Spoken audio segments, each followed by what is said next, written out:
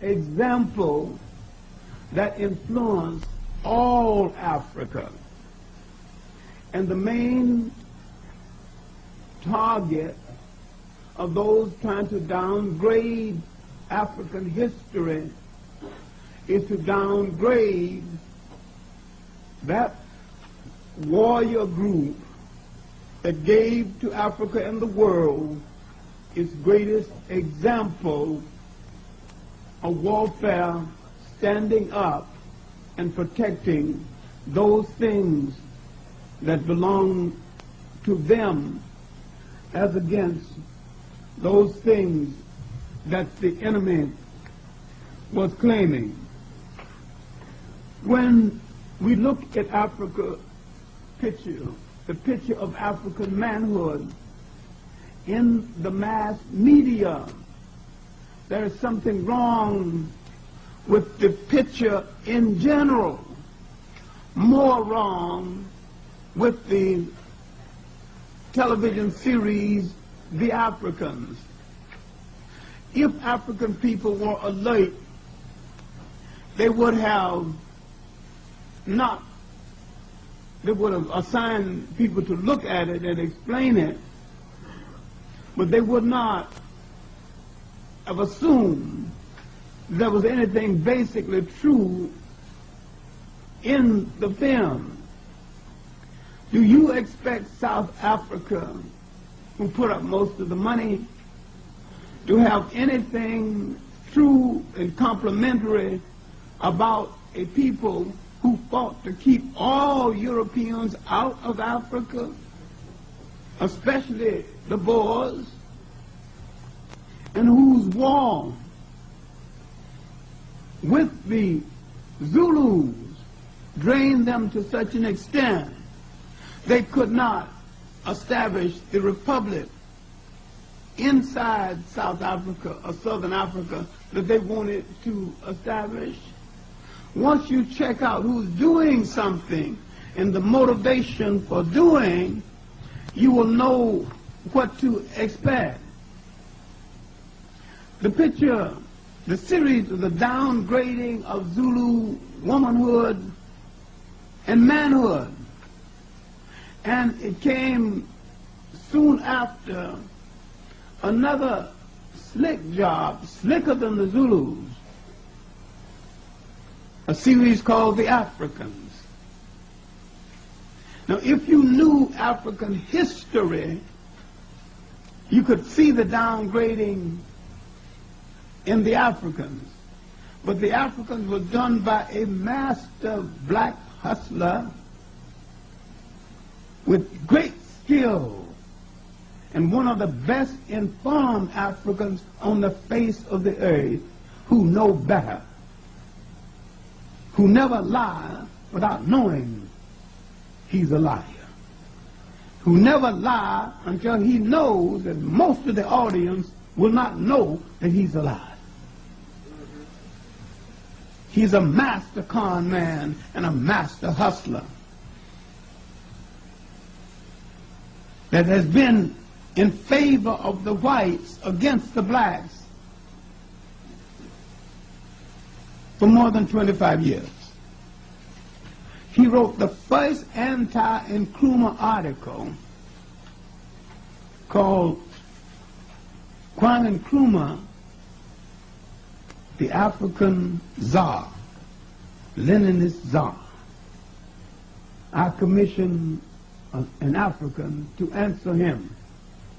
In other words, as the African freedom explosion became a world issue, he was trying to water down the enthusiasm for it by writing an article saying that Nkrumah was a pawn of the Soviet Union. Now, this is the man that made the picture. Now, if you did your research work, you would understand the National Endowment endorsed the series at first, but in the interim, the administration changed, And the National Endowment withdrew their name, but it couldn't withdraw the money because the money had been spent. Only $600,000 in the first place. It cost $7 million.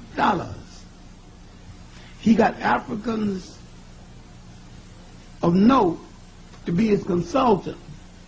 I don't know what they consulted him about or what he consulted them about, because everything in the film did violence to everything they stood for. But there are some Africans who are hungry. One, I could understand his position. He's a married man and a divorcing man. He had 2 sets of alimonies to pay.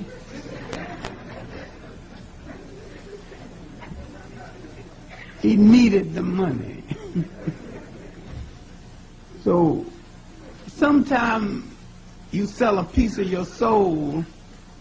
You think, and you walk through the world as though you got a whole soul. And one time, if you sell a little piece of your soul, your whole body is polluted.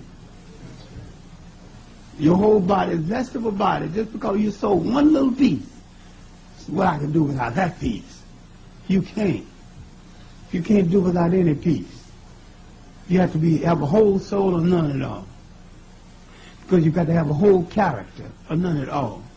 You're either honest man or you're a liar. One or the other, and there's nothing in between. So, all right. Who backed the other party called $7 million? Annenberg Trust of Philadelphia. Who are they? A Jewish real estate, a newspaper foundation. Why would they endorse that? Why would they put up the money? When you look at the picture, you can see what is happening.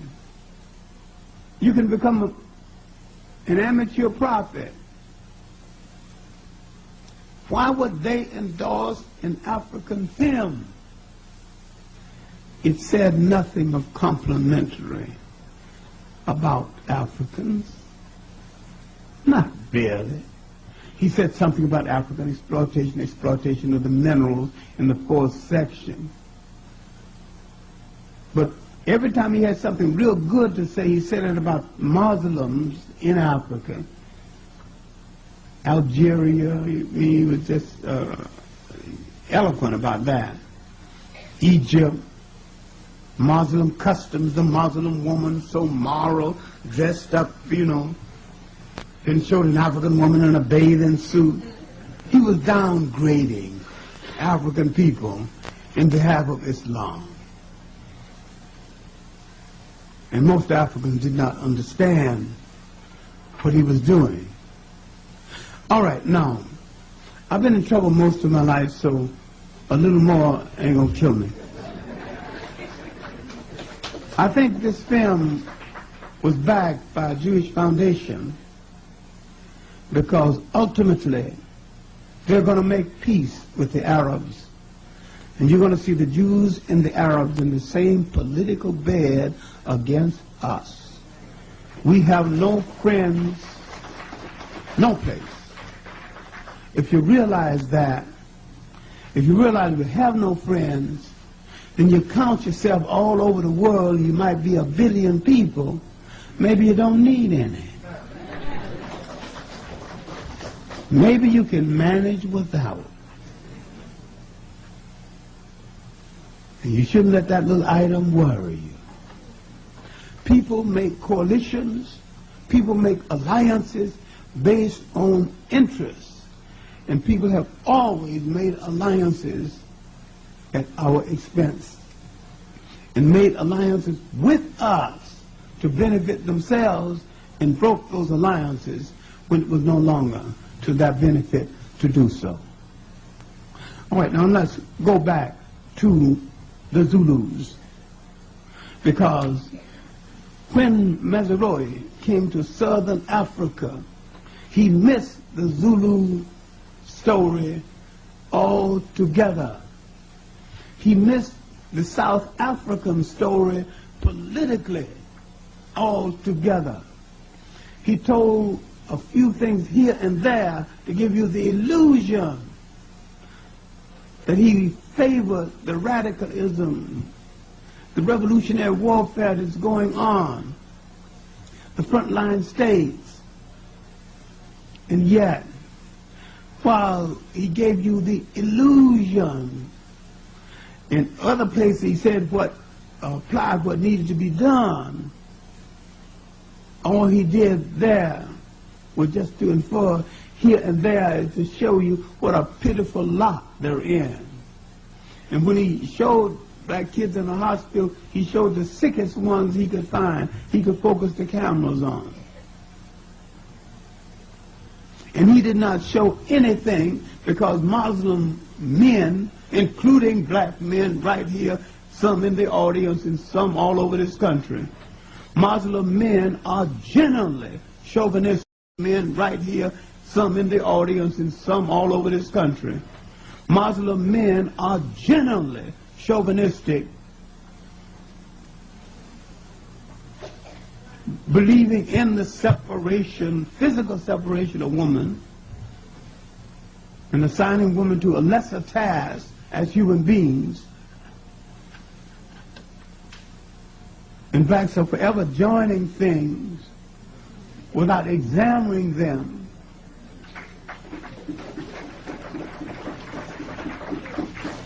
But if you're going to join something, you transform it.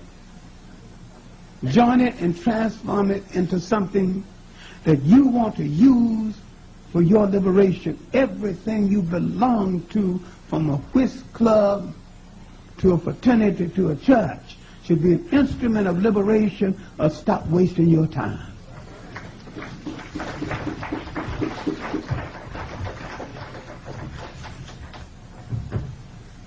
I have never been able to explain, even partly,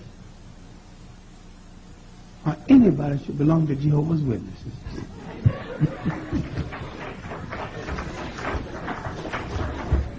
And what has this got to do with the Zulus? Maybe everything, maybe nothing. If the founder of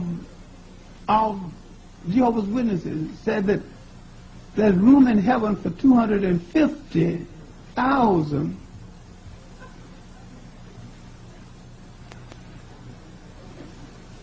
well, there ain't no room for us. Ain't enough room for the white members.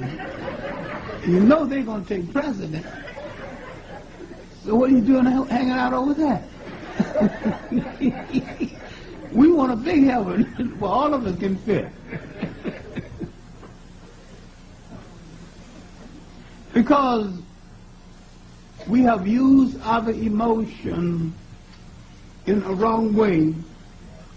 We have not seen the best things about us, and we have let others emphasize the worst things about us. Now, there was another series by Basil Davidson that was fairly good. It was fairly good mainly because Basil Davidson focused on chronological history. I mean, step by step, the progression of history, moved it on.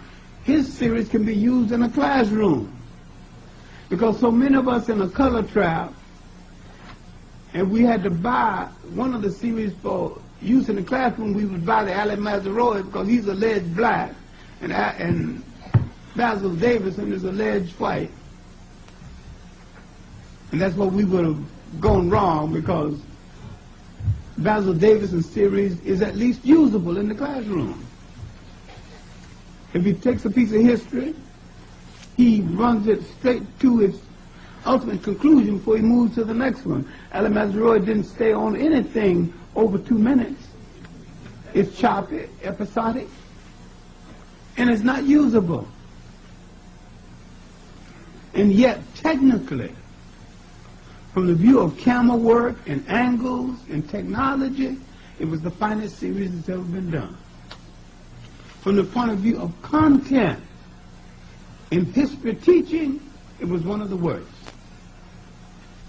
Now let's come back to the series the Zulus. But so many things were wrong, technically, factually. The whole thing was at least 95% factually in error. The people didn't talk like Zulus. These were actors and bad actors at that. The people didn't look like Zulus half of the time. And it seemed to choose women who nearly all of the lead women were light to the point where Zulus are not.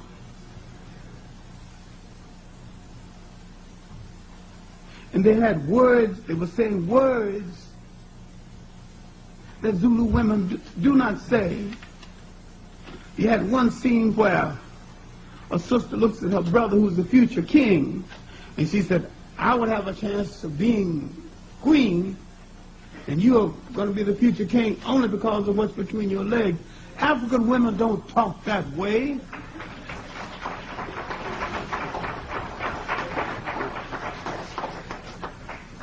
Clinical descriptions of sex belong in a medical book. You just don't go around talking about clinical descriptions of sex.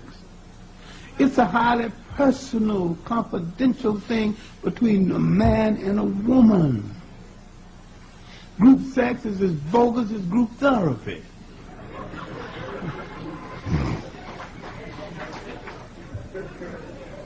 But the dogs on the street don't think so, because they are dogs and you're human. You're supposed to think so. It's a personal and sacred thing to human beings, and it is a matter of maneuver and negotiation and conviction and convincing between two human beings.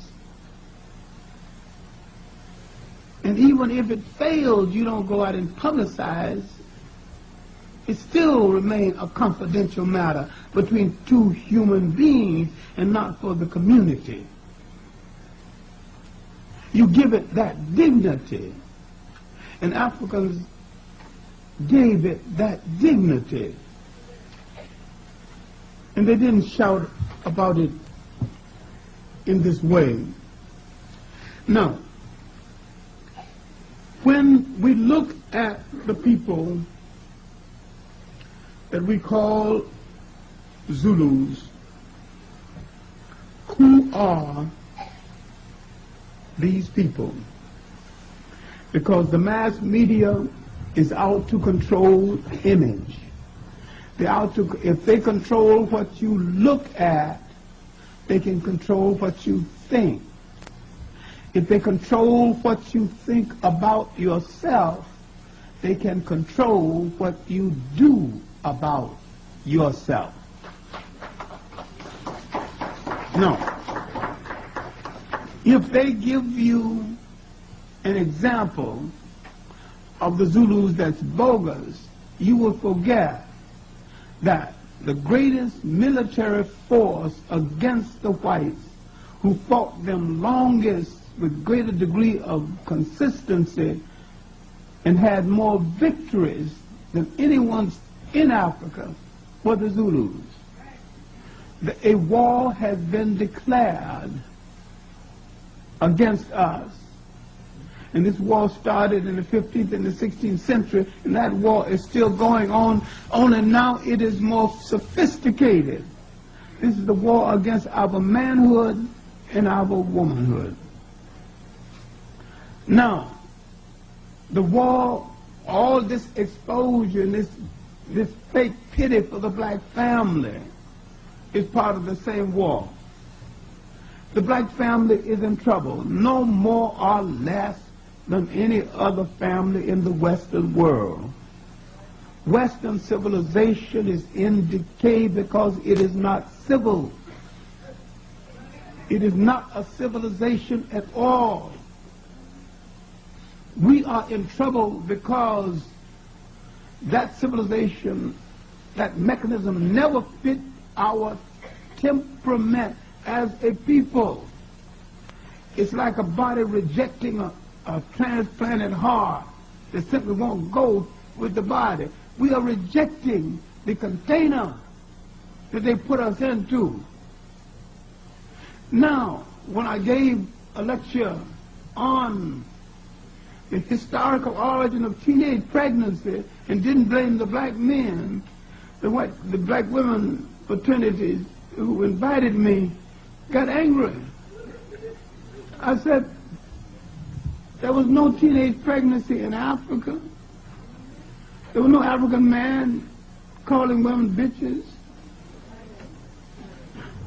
There were no broken homes in Africa.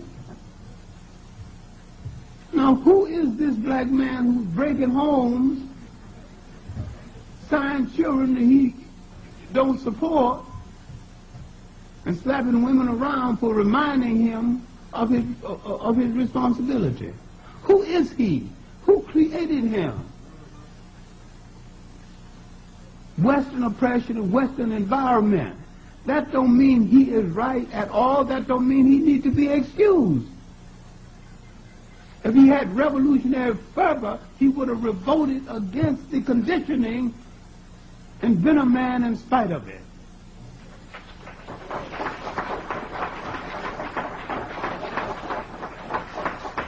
But I would be and do what a man's supposed to do, no matter what kind of oppression you place on me, because that is what I am.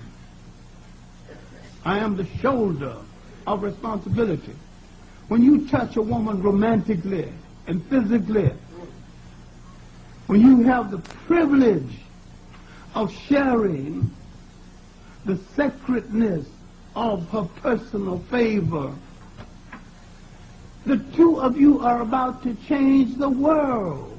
That's no small favor. The two of you are about to change the world. That's no small thing to think about. That's a monumental thing. So both of you have to understand the consequences of doing it, or have the strength not to do it.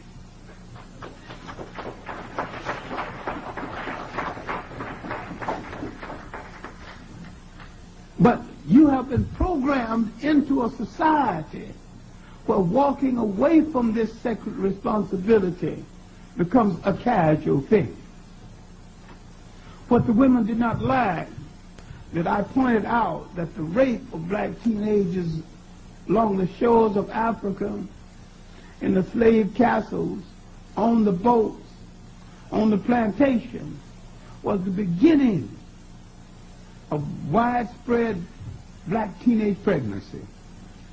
I also pointed out that there are 3 million people in the world called Eurasians, half Asian, half white.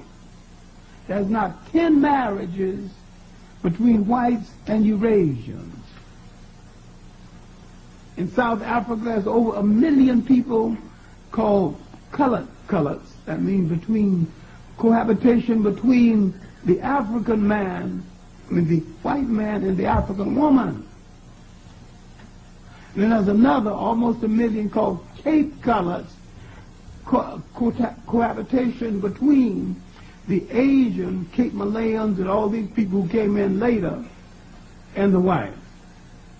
There's not one marriage between them. Now, who is the greatest deserter of women in the whole world?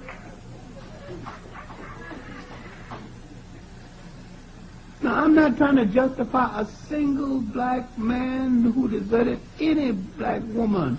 And I'm saying that every single one should be called to his responsibility and made to shoulder his responsibility.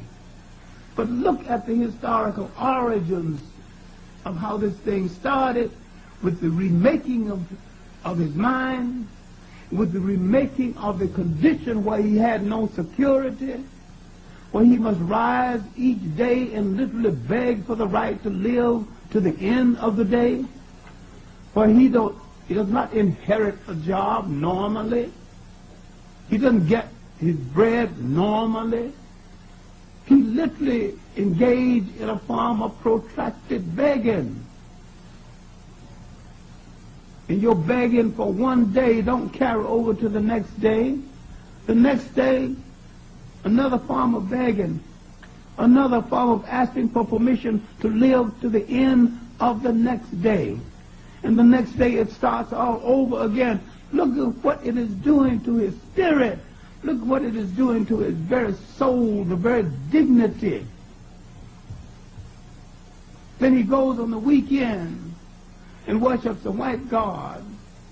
And in the rest of the week, you expect the father, black father in the home, to have full respect.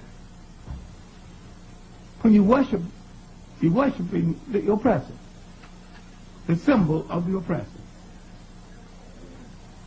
Now, what the Zulu people tried to do is to preserve the concept of African sovereignty, the African nation state.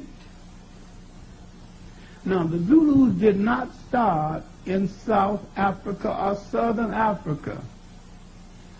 Nearly every African in Africa came from another part of Africa.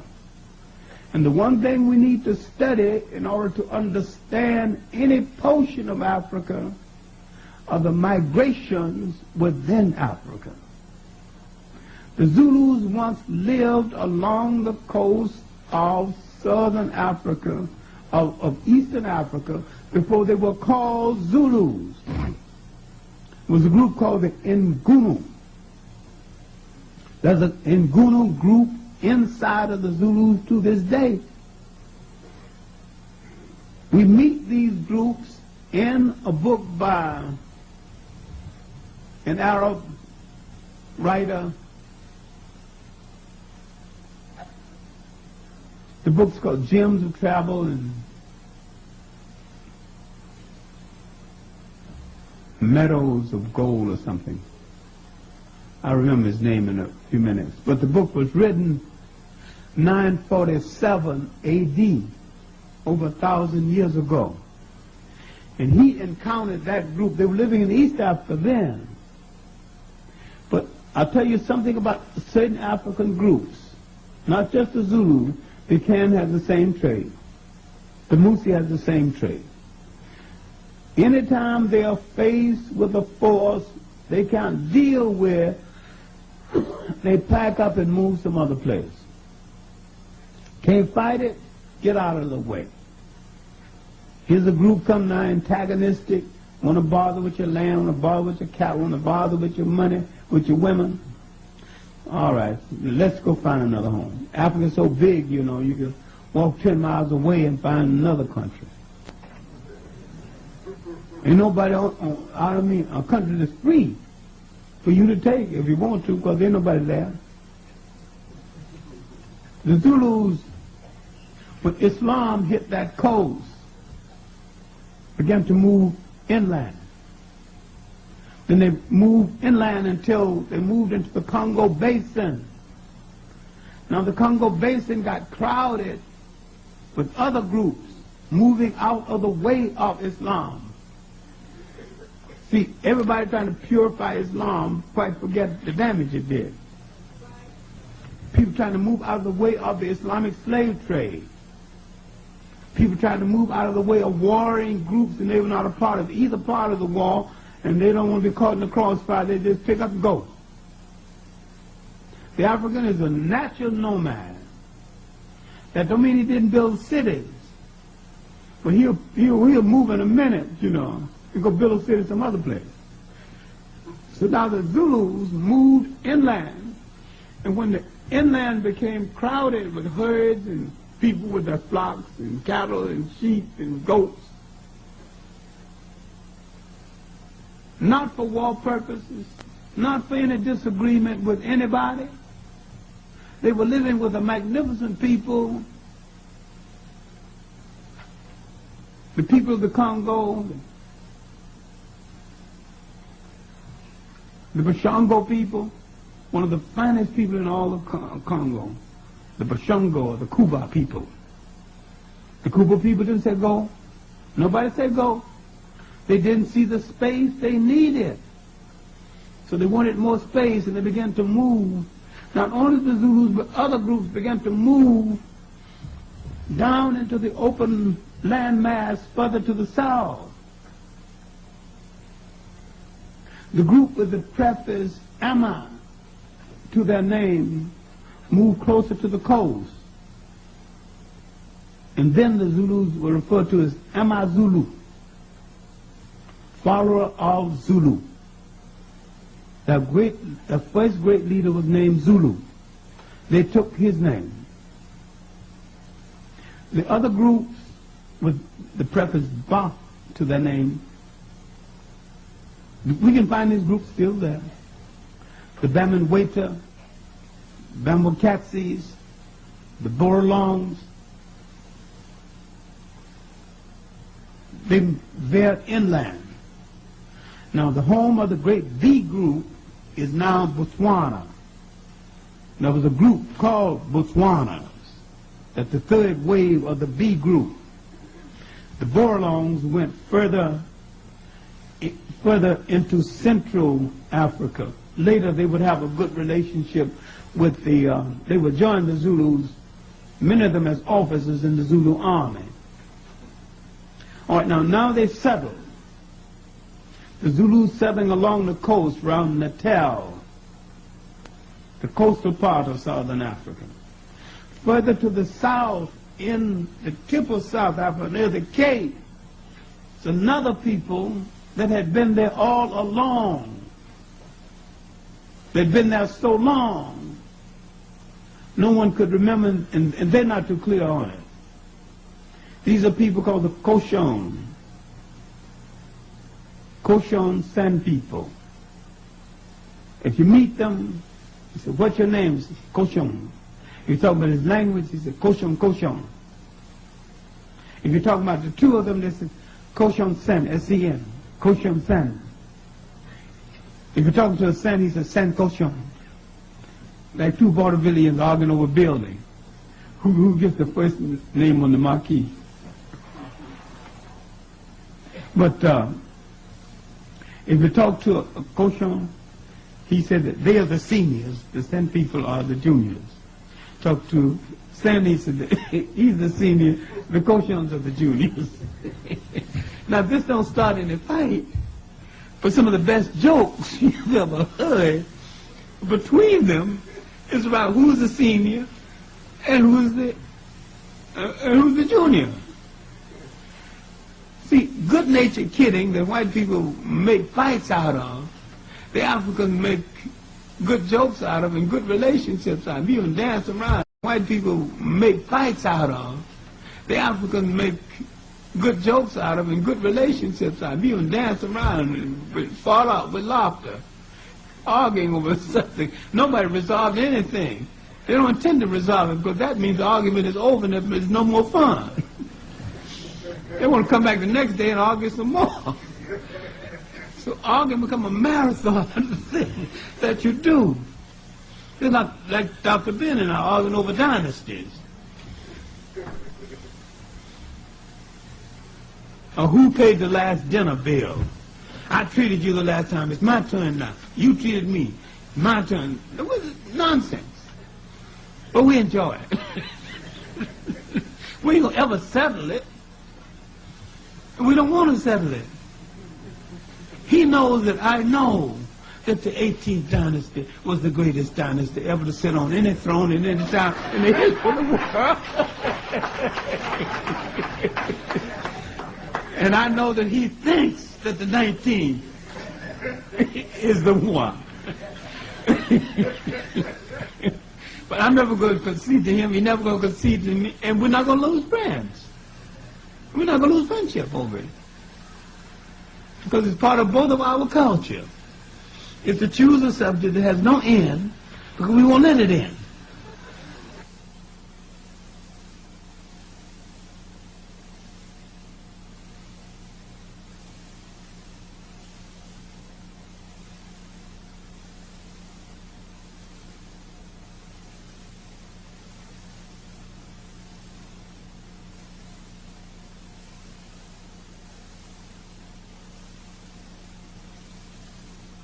Another branch of the Zulus took over.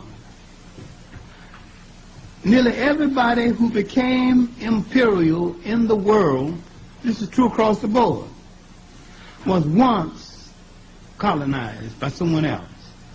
And that's where they got the idea of dominating others, because they were once dominated. The British were once a colony.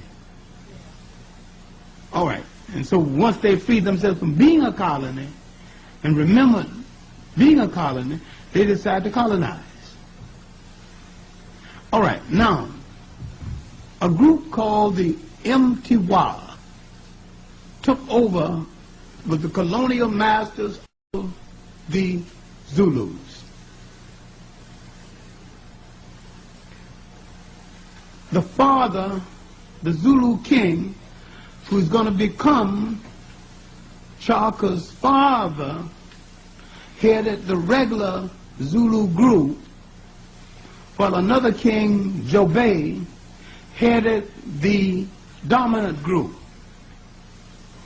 Ninda, who is going to be Clarke's mother, came out of the dominant group. In other words, she had a higher royal status than the man she married. The dialogue between them was a disgrace. Zulu dialogue, Zulu courtship is just something else. I mean, they sing praise songs to a woman, and they hire a poet to compose poetry and stand in her path and recite it to her. Or you stand aside and see what impression it makes on her. I mean, the courtship is an elaborate thing. All of this before you consult her family, the two families consult themselves to see if there's a possibility of you getting together. All of this, you ain't touched her.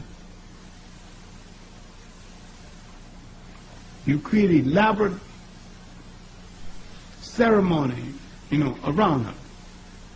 Well, anyway, Clarke's father met this lady from the dominant house, and negotiation began for them coming together.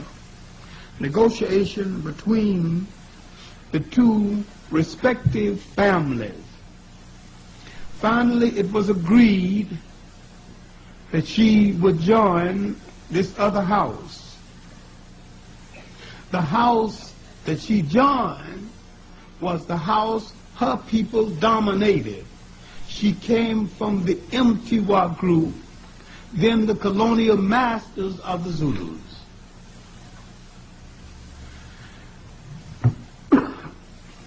Everything went well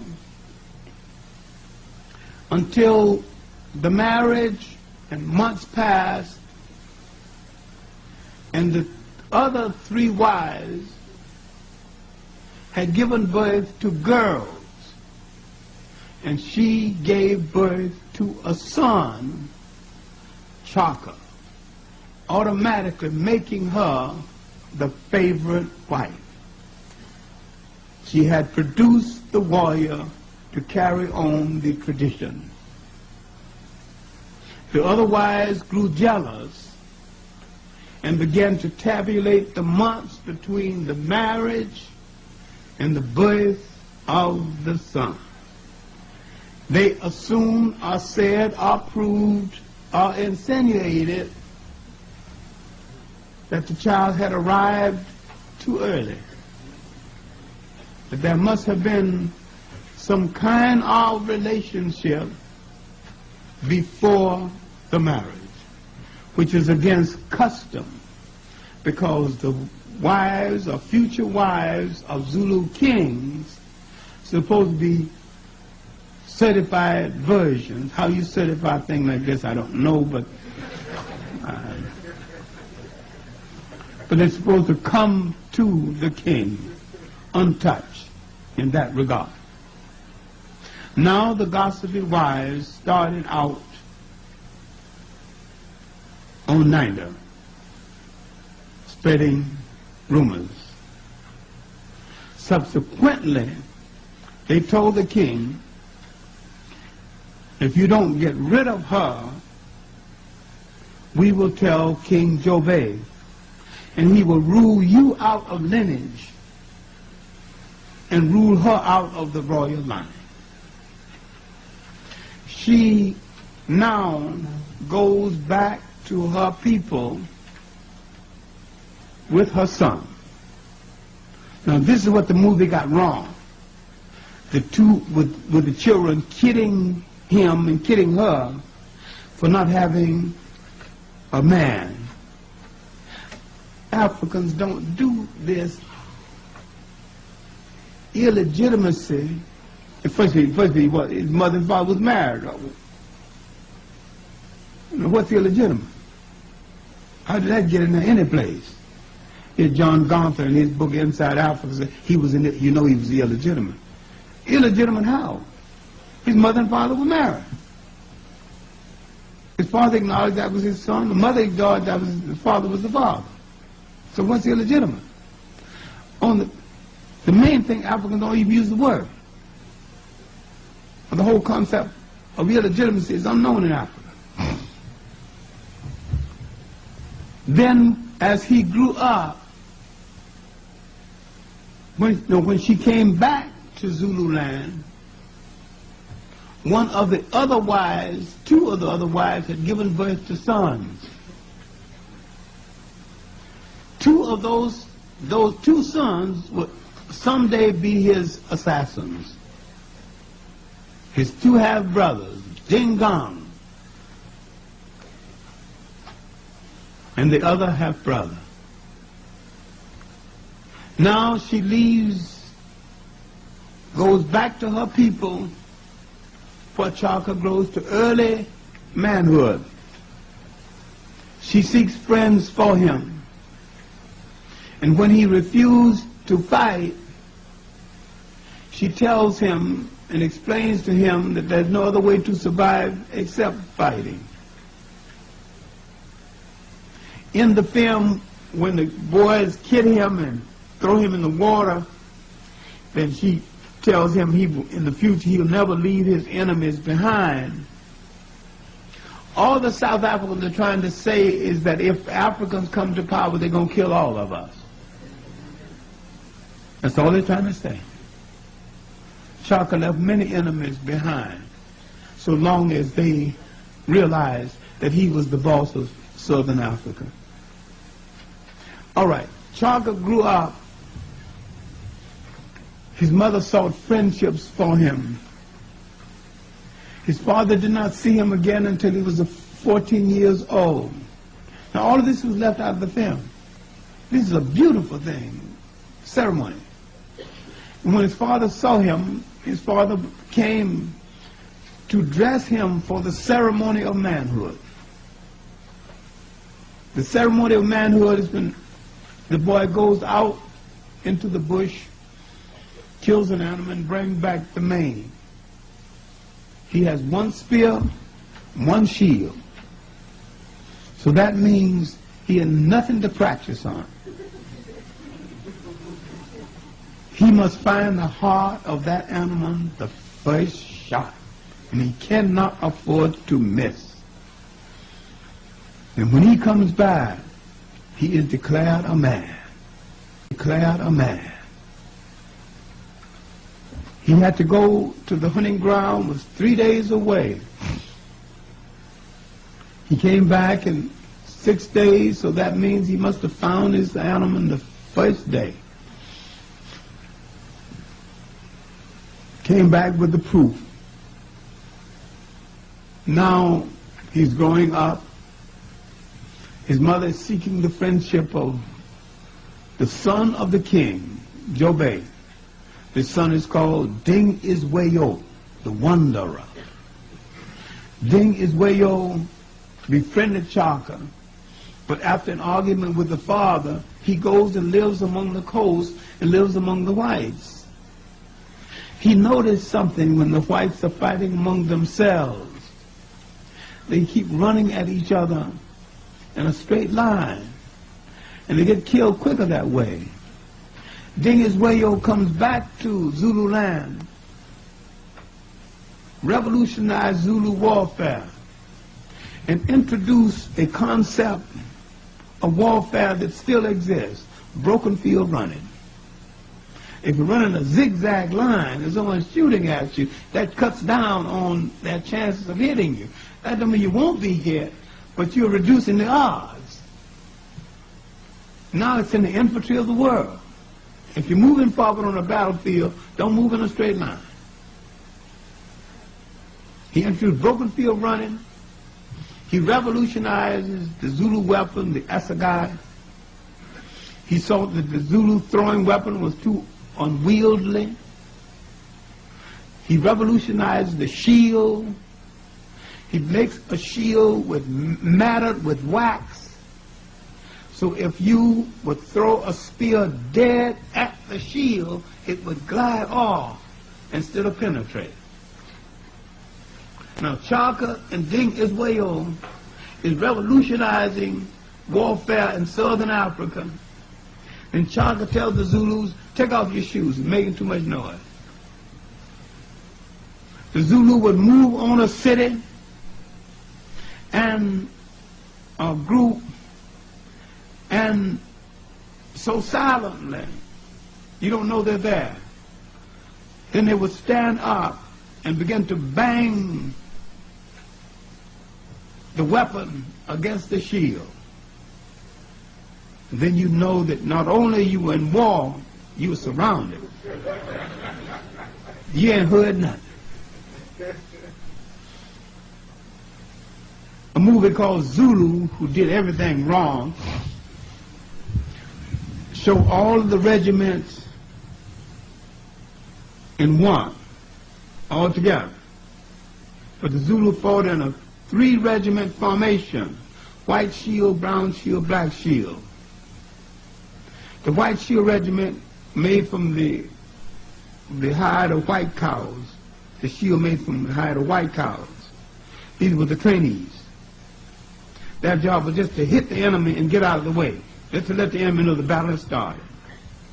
The brown shield regiment would come in and finish if they could.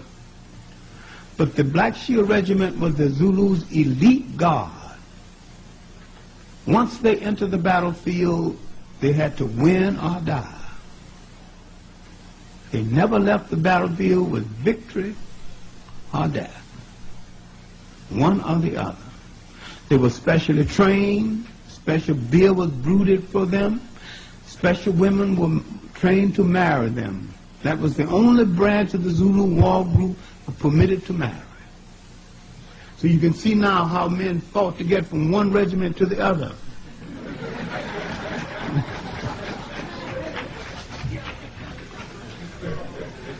In days before the war, before battle, Clarke isolated the men from the women. He said that warfare is passion. That's the dispensing of passion, and so is sex. If you lose it in the bedroom, you don't have it for the battlefield. So hold it up for a little while. After the battle, your pleasure. Get the battle over first. So because of the special treatment he gave that group, it was always striving to get into that group. Now, what you have to understand, looking at Clarke's best years, is that his mission was accomplished,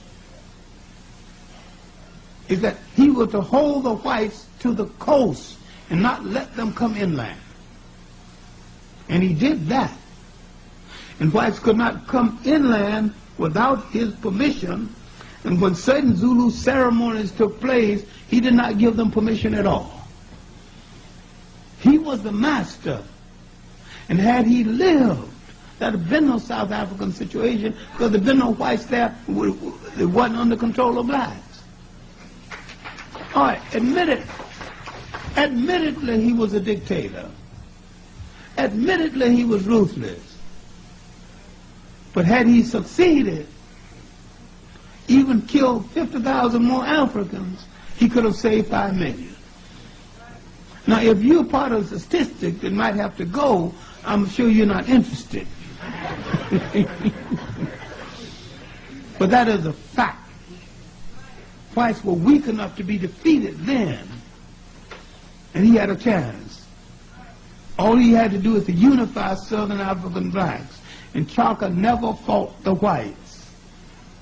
Another fallacy a lot of people don't seem to be able to deal with. Clarke fought other blacks in order to bring them into a Zulu federation to save Southern Africa from European domination. His best years were the years, now, when Ding Iswayo came home from the course, and 2 of them revolutionized Zulu warfare, Clarke's father died. Ding Iswayo installed Clarke as king of the Zulus. When Ding Iswayo died and Jobe died, Clarke combined the Mtiwas with the regular Zulus. In the next 9 years, he was the most powerful force in all Southern Africa. He built the Zulu Empire during that period. He would move to the east, he would move to the west, conquering and consolidating. And many people, many groups that did not want to fight him joined him. One was another B group called the Borolongs. Their main king had died, and they were under weak leadership. And they stayed with Clarke until they found a strong king named Morake. Now, with the Borolongs working with him, with all the branches of the Zulus working with him, he would move further to the south, further to the west. 2/3 of South Africa under his control.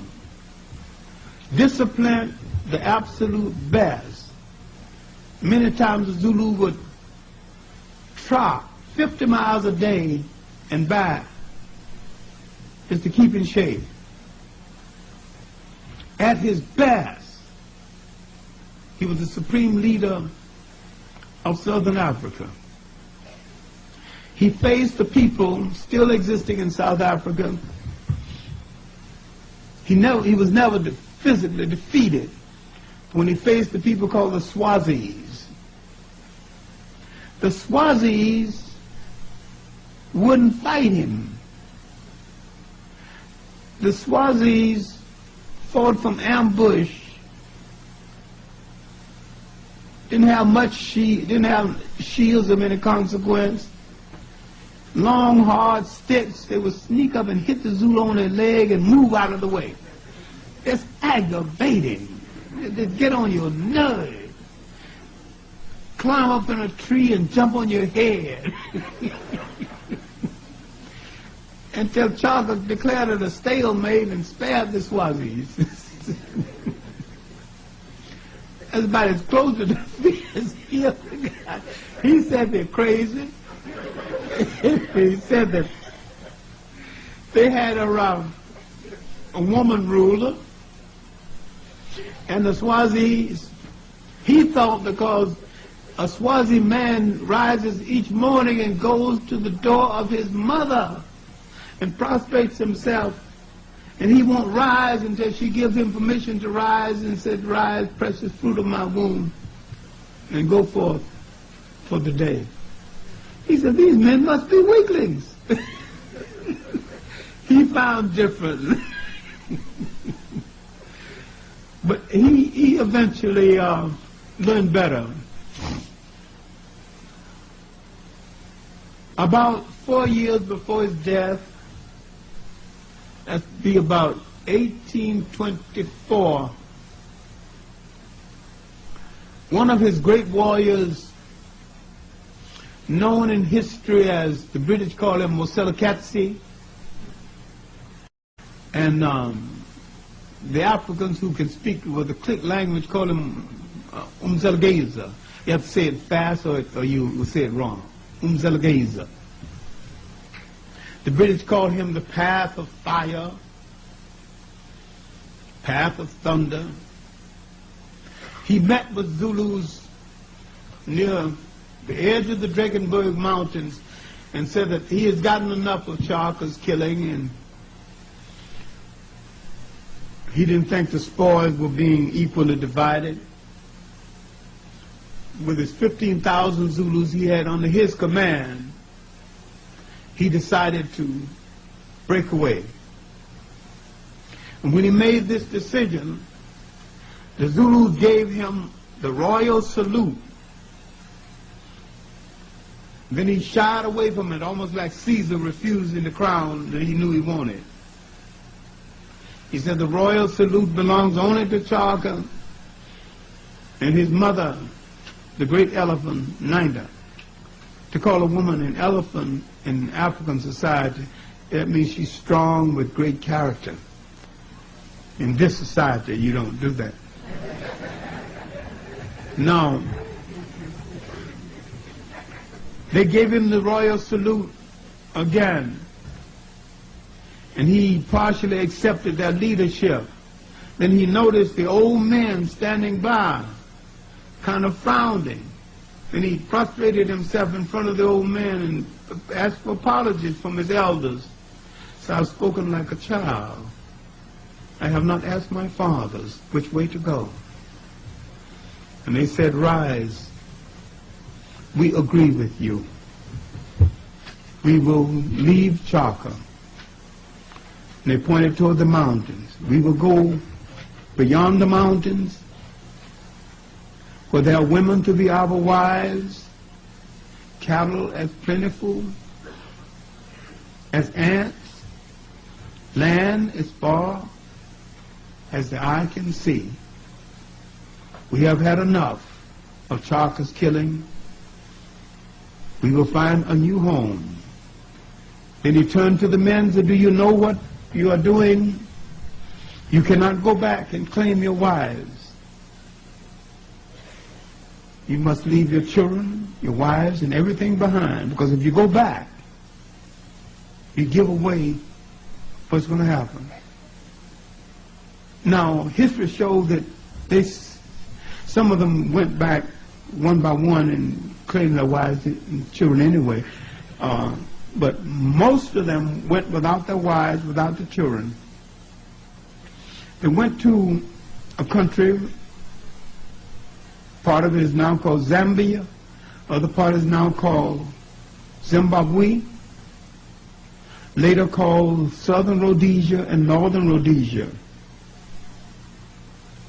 where they found a new home for themselves across this mountain under the leadership of Umzelgeza.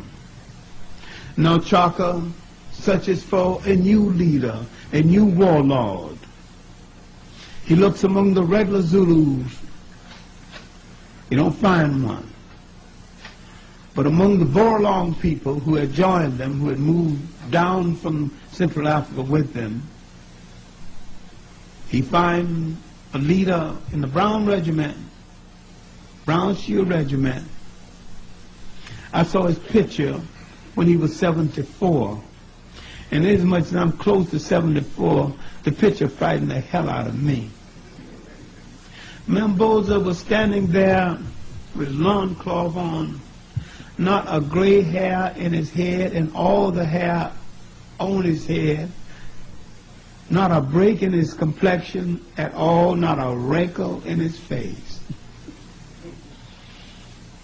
That's Mamboza. He assumes warlordship of the Zulus to fight the Ponderland campaign, other campaigns. All right, now near the end of Clarke's life, he's growing weary, not only of warfare, but of some other things. Because the Zulus are patrilineal. This is one of the few African people who are patrilineal. The lineage come down through the male. He has sent most of his sons away, all of them really, because he feared that one day they may come and dethrone him. His mother, Ninda, wanting a grandchild to pamper, takes this last son, has a little village built where she can go and pamper and dawdle over her grandchild like grandmothers want to do, or do the world over. Clarke discovers this and is angry with her. But contrary to all the literature, they say he struck his mother and she died. There's not one iota of proof in it, and I went all the way to Ireland to find the diary of the white man who was with Clarke during his death, during her death. Clarke began to lose interest in the dance because Clarke was a great cultural figure and a great dancer. I'm going to see, you see, more and more you see what's left out of the film. He was a great dancer. He liked Fan because Fan could cook up something called Irish stew, and Clarke took a liking to it, you know. And well, the Irish had no colonists, so he had no reason to fear this white man, you know. Had no colonists, had no armies, no navies, you know. So he let him in. While on a hunt, a runner came to him to announce that Ninda, his mother, had passed. He was 60 miles away from Zululand at the time. He went on back to bury his mother. And I know this might sound gruesome to you in your Western mind, but one of the great funerals in Africa, Clarke decreed that 15,000 men would guard her grave for a year. And they did. He ordered the whole nation into mourning. If anybody showed any form of gaiety, happiness, or laughter, they got punished. He maimed the cows so the cows could also mourn for the passing of Ninda. He said that there'll be no crops planted for a year. The people said they could take that, so they did. He forbid certain other things. Then he said, no cohabitation for a year. Then the old ladies took over. Said our king is crazy. He has forbidden life itself. We will not survive as a Zulu nation unless we bring forth life into the world. Here is a patrilineal society, a male-dominated society. The women, the old women of the council ordered his ceremonial death, not his assassination, his ceremonial death, for the good of the Zulus. They said he is royal, only royal hands shall touch him. So they chose his two half-brothers to do the job. And when they went into his tent, he would say, you think that by killing me, you will be king. You will be the bondsman and the slave. Whites are waiting like ants to take over this country. In the second cry, he reminded them that you have called me many things, saint, tyrant, God, and devil. To some extent, I am all of these things, but I am something else you need to remember. I'm the greatest hope you have for freedom from European rule in this century. In the last blow, he looked at them with pity and said, oh, what have I done to you, sons of my fathers? Now Clarke is gone. Zulu land is looking for a new king. They find the king among his assassins, Dingang. That was one of the boys born when Nanda went back to live among the Mtiwas, came back to visit Zulu land, and some of the other wives said, the shame is gone, now we have sons. That was one of the sons, now grown. Now, Dingang takes over. Now the fight between the whites have started, not with Chaka, but with Dingang. Now the British push the Boers, and the Boers push the Zulus, and the Zulus push back. The Boers want to find a separate republic on the other side of the Vel River or the Orange River that they wanted to call Transvaal. They want to get away from British taxes and British rule. So they're trying to move inland. Dingang stops them twice, destroys their wagons and their horses. The third time they were about to be defeated, at the edge of that river, the British realized that if any whites are defeated, they may be next. Though the British hated the guts of the Zulus, the British came to their defense. They would meet Dingang at that river. The battle was so fierce and so many butchered bodies flowed down that river. The Africans call it the Blood River. The Battle of Blood River was one of the decisive battles for the African to hold on to southern Africa. Finally, the battle was lost. Dingang was driven into exile. 1838. He dies in 1840. Now coming to power, a Zulu of the British choosing. You have to understand something about Zulu character. They never produce half men. Their men are whole men. Their puppets are puppets all the way. The Zulu puppet Mpande would rule the Zulus for 32 years, rule or misrule. The Zulu war machine has fallen apart. Mpande is fat and sloppy. He does not marry the women assigned from the family designated to train women to marry into the king's household.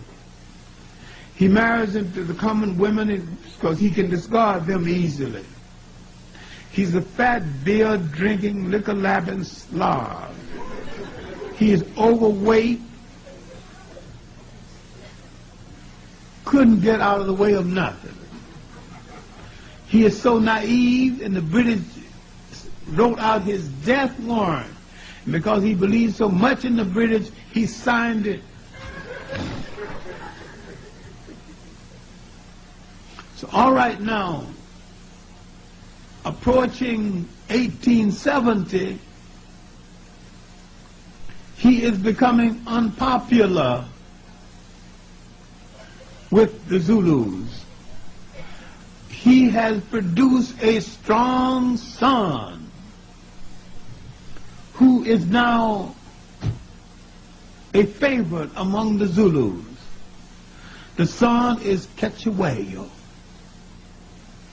In 2 years, so much support is rallied around Ketchewayo till he dethrones his father and becomes king of the Zulus.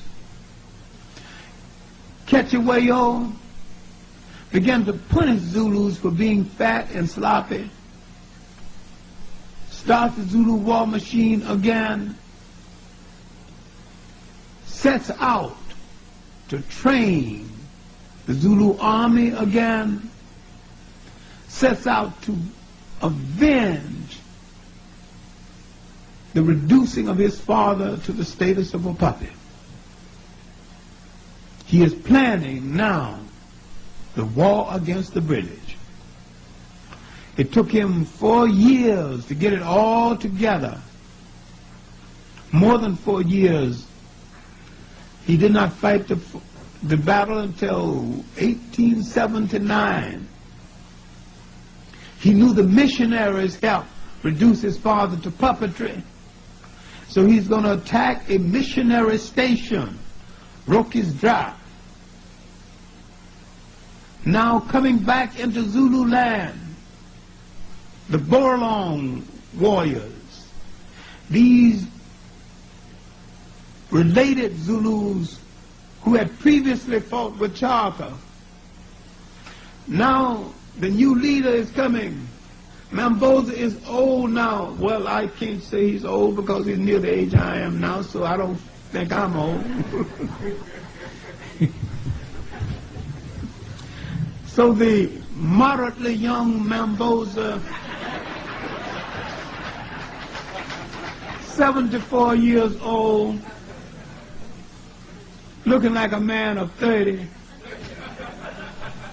comes back to offer help. But the condition is that you give his son a command assignment. His son gets the job of leading the troops in the attack on Roki's Drive, the British missionary station. If you see a film on the late show called Zulu, that's what the film is centered around, that attack. There wasn't about 96 British. The Africans killed about 200. At the end of the film, there's still 96.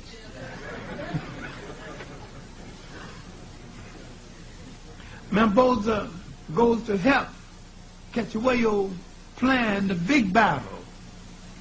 Because this battle is, one battle is a rehearsal for the other battle at San Helena. This battle was so perfect. A few years ago, a publisher wanted to commission writers to write books about the greatest battles in history. The first book was written about at San Helena, the Battle of San Helena. Now, after the missionary fight, this would lure the British into the camp to face Cachuwayo. And he pulled back and let them walk right into his trap. Mounted on this side, mounted on that side, the sea at the back, and facing it was Cachuwayo on a horse, just looking at them for 3 days. Just looking at them, scrambling. They can't get out, they can't get in. Nobody can get out, nobody can get in. Finally, he gave a signal for the battle to start. Damn near everybody down there got killed, including Jerome Napoleon. Churchill wrote about this in a book called A Roving Commissioner. Churchill wrote exceptionally well in the years when he wasn't a cigar-smoking, senile drunk. He handled the English language. Churchill was a good writer. His other book on the war in the Sudan called The River Wall, I call it the greatest piece of war reporting since Caesar came home from Gaul. He's a man with great talent. And when he went to Eton, he couldn't learn French, couldn't learn German. They said, now suppose you just concentrate on the English language. Just learn that and we'll be satisfied. He's a rich boy, so you don't tell them too much of what to do. He learned the English language well. So he was a reporter in his early days. So he wrote 2 books on his reporting in Africa. One, The River Wall, about the battle, the retake of Sudan. One about the war in southern Africa called A Roving Commissioner. He's the one that mentions the fact that Jerome Napoleon was killed in this battle, and that these Africans had changed the whole structure of the British Empire. Now, Cachuwayo would make a mistake. Same mistake Nkrumah made. He left Africa at the wrong time. Had Nkrumah stayed in Ghana, nobody would have been able to overthrow him. He could have rallied the people. Nobody would have been able to overthrow him. Cetshwayo went to London. Queen Victoria received him. The war wasn't too popular in England. British tailors vied for the honor of making him a British suit. And they did. And there's pictures of him in this British suit. Big, fat, tall Zulu. Cetshwayo. Looking utterly ridiculous in his British suit and a top hat. The main thing is that when he got back home, the British had split his country into 13 different parts, and he was only king of one part. Finally, they would drive him into exile and into suicide. Now the British would breathe easily and said, at last the Zulu has been broken. They had spoken prematurely. They had forgotten that second Zulu Empire. Now under the son of Cetshwayo, Lobengula. Lobengula was blocking the path of the British trying to take over mining concessions in this area. An Englishman named Cecil John Rhodes, with consumption of TB, was told, if you stayed in England, you might live 6 months. In Africa, you might live 2 years. Went to Africa, that good African climate cured him, and he lived for years, stole so much money, finagled so much money, and betrayed so much people, they're still trying to count his money. If you understood that, no black man would ever accept a Rhodes Scholarship. All that is blood money. He wanted now to take over the area of the second Zulu Empire, Matabeleland and Mashonaland.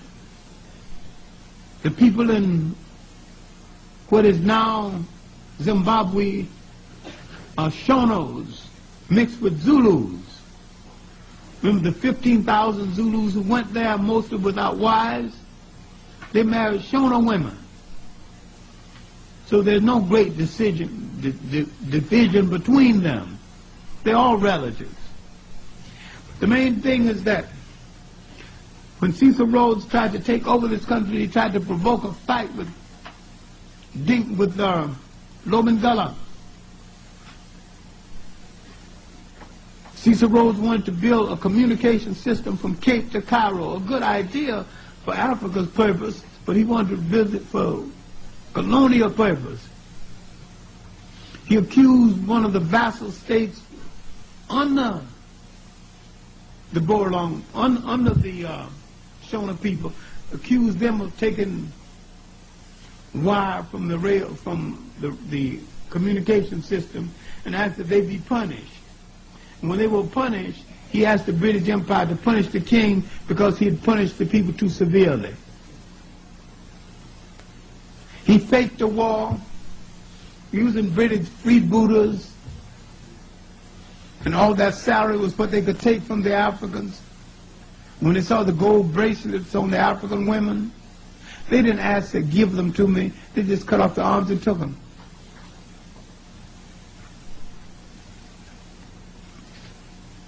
So we ain't got nothing to be kind to anybody about but ourselves. This war led to the exiling of Lobengula. His followers followed him into exile. Finally, he told them to go back and make peace with Cecil Rhodes and save their families. In the beautiful poetry that Africans talk sometimes, he said, "Go sweetly, go in peace. There's nothing else I can do for you."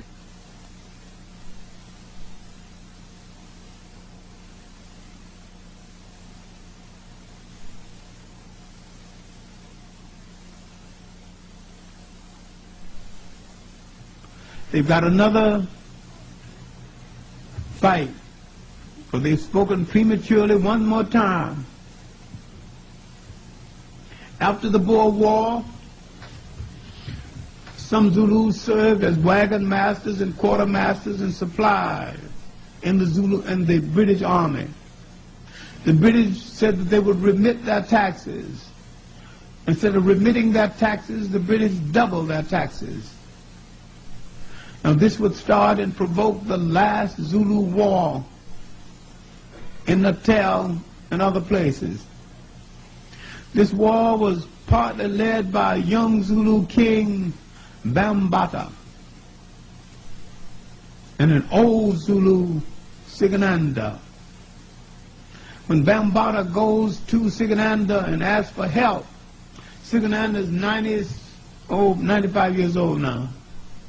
Sigananda is the oral historian of the Zulus. He was body servant to Chaka. He was in the army that guarded the grave of Nanda. He went up, when the Zulus wasn't fighting, he went up in the Congo and fought with a dissident king called Tam Tam Anna. He came back and he saw the Zulus sitting around pitting themselves, and he cursed them out and said, "There's no blood on your sword. The imperialists have violated your women, have taken your land. Are you sure you are Zulus or old women waiting to be buried?" Then he started his own private war, then went to jail. Now he's back in Zululand and out of jail again. He's head of a small group called the Kubes. He's known as Sigananda of the Kubes, or Sigananda Kube. Now, when Bambata goes to him and asks for help, based on the fact of what help Bambata's father had rendered to him, this angers the old man.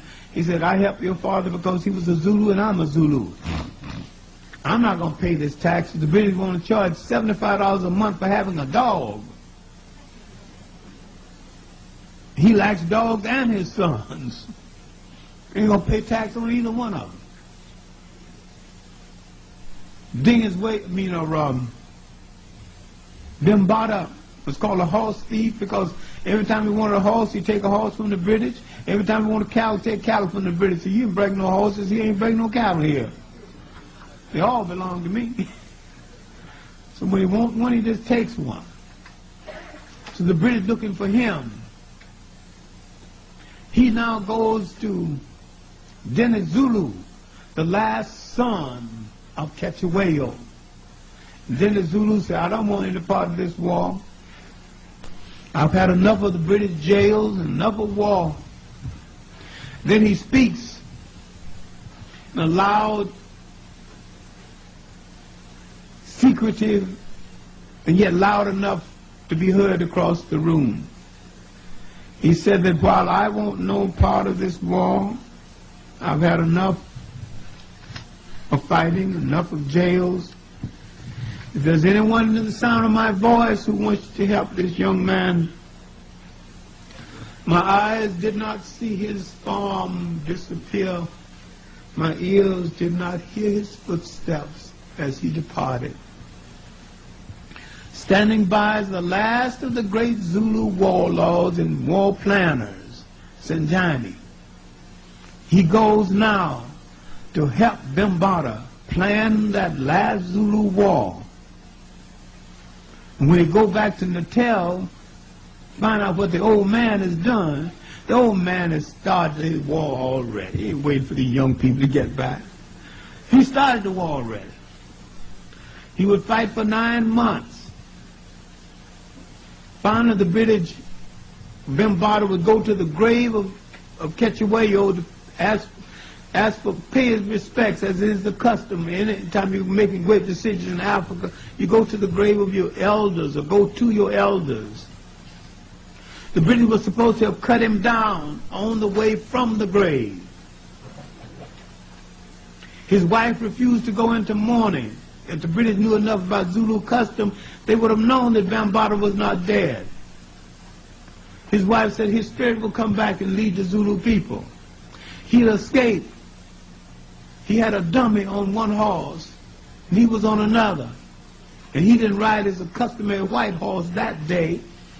He was a strategist too. The British killed his dummy, his double. Cut off the head and displayed it among the Zulus. And this is a lesson for you. You better stop this revolt. It stopped the revolt all right, but it did not send the wife into mourning, because Zulu wives, after the husband died, supposed to mourn the rest of their life. But this didn't signal the British the fact that Bambaataa was not dead. A man named Benice, doing some work on Dennis Zulu, discovered that Bambaataa escaped and lived in an obscure village in South Africa until 1926, where he died of natural causes in old age.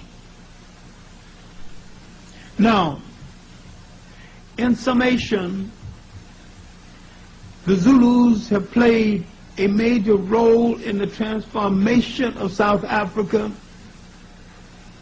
That was the Zulus in the building of the ANC, a great Zulu in the building of the South African Communist Party. His name was Champion.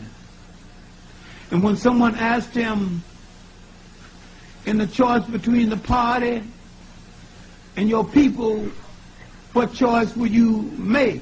He said, I will choose my people every time. And when the party propagated the concept of separate states, the whole homeland concept is now practiced in South Africa, was taken originally from a plan laid out by the South African Communist Party. They may not have known what was going to happen to it, but they designed it first, the so-called separate states for different African groups.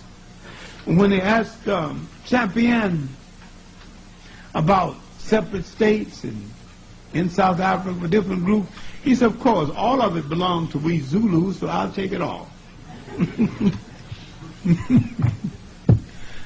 The party expelled him for being nationalist.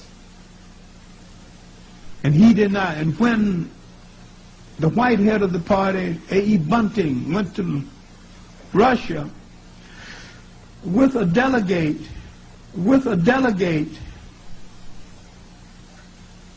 all white, Stalin took him to task. Stalin wouldn't even shake his hand. How are we going to unify? How are we going to have a great party in South Africa? You haven't even got a single African delegate. The next time he went to Russia, he took Champion. Tall Zulu, 6'7", I mean, just a magnificent statue of a man. He only died about 7 years ago. He was 97.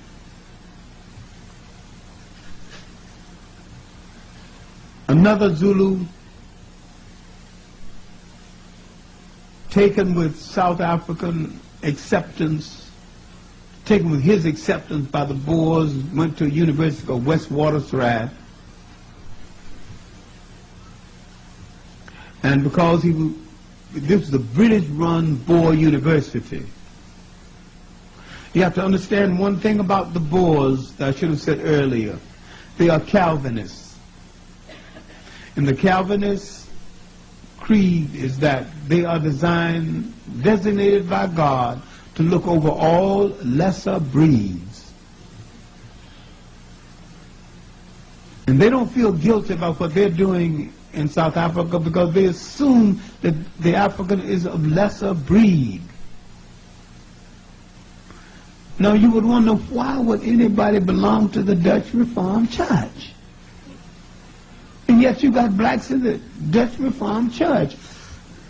You got blacks fighting to join the Mormon Church, and they say we don't have souls. We can't be priests. We can't be anything. Why do we have to belong to? Well, anyway, that's another lecture. Champion continued his course of nationalism Many times when this course did not go well later on, some Zulus became conservative, and some of them are conservative to this day. But the Zulus continued their fight on a different plane. When Mahatma Gandhi was in South Africa, he started a fight to unify everybody except the blacks. United Nations League, Natives League, United Colors League. If King understood Mahatma Gandhi, King would have never said he's a follower of Mahatma Gandhi. That's still another lecture. The Zulu War of 1906 was the last of the wars. This war, the war against the whites, had started with the Cochon Sand people, later called Hottentots and Bushmen. They fought 11 wars against the Boers, called Kaffir Wars. Gave a splendid account of themselves. One group was almost destroyed, but they did give a good account of themselves. This before the Zulu Wars. The Zulu Wars of consolidation and the Zulu Wars of resistance. Chaka was fighting the Zulu Wars of consolidation, trying to bring all Africans together to save them from the domination of the whites. Dingaan started the Zulu Wars of resistance. You must be very clear on these wars. And as a result of the Zulu Wars of resistance, the British tightened things in South Africa. After 1906, the stringent laws, the beginning of past laws, were so hard on people in South Africa. The trade union movement, the white trade union movement in South Africa, began to bar Africans, still do. Now the Africans had to take on a new organizational structure. A great Zulu, John L. Dubé, the grand uncle of the Ernest Fred Dubé, who's having the problem at Stony Brook. At Westwater Thread,